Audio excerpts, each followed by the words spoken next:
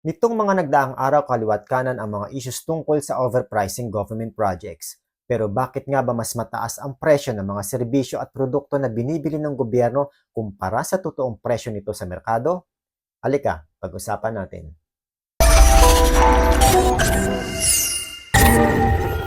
Alam naman ng mga karamihan sa ating mga Pilipino na mas mataas talaga ang presyo ng serbisyo at produkto na binibili ng gobyerno kumpara sa totoong presyo nito sa merkado.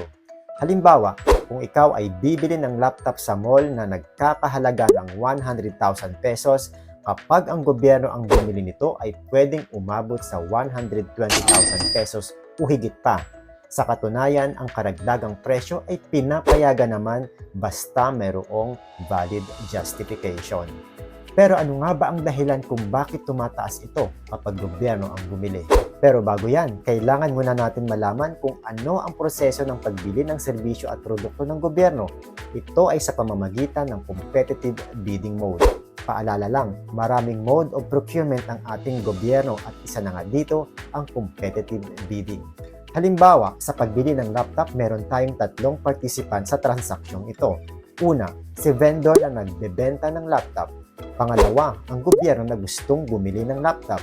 Bago makapagbenta ng laptop si vendor sa gobyerno, kailangan muna niyang sumali sa competitive bidding at mag-submit ng mga dokumentong nire-require alinsunod sa Republic Act 12009 o ang Government Procurement Reform Act tulad ng PhilJEP Certificate, DTI Registration, Business Permit, Tax Clearance, listahan ng kanyang mga ongoing projects, certificate na katunayan na meron siyang kakayanan para maibigay sa gobyerno ang kailangan nito at marami pang iba. Kung si vendor ay walang sapat na mga dokumentong nire-require, hindi siya pwedeng makapagbenta sa gobyerno. Dito ngayon papasok ang number 3. Si contractor. Si contractor na kompleto sa dokumento pero wala naman siyang computer na maibebenta sa gobyerno. Kaya ang gagawin niya, bibili siya kay vendor sa halagang 100,000 pesos ang bawat isa para ibenta naman sa gobyerno sa halagang 120,000 pesos ang bawat isa. Bakit mas mataas? Upang mabawi niya ang kanyang mga pinuhunan sa mga ginastos niya para lamang makasali sa bidding tulad ng mga sumusunod.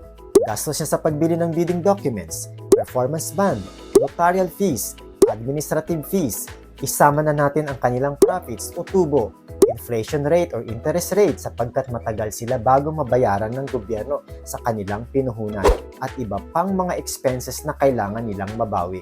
Kaya naman talagang tataas ng ilang porsyento ang mga binibiling produkto at serbisyo ng gobyerno. Ngunit kung may alam kayo na doble o higit pa ang itinaas ng presyo, that's for another story.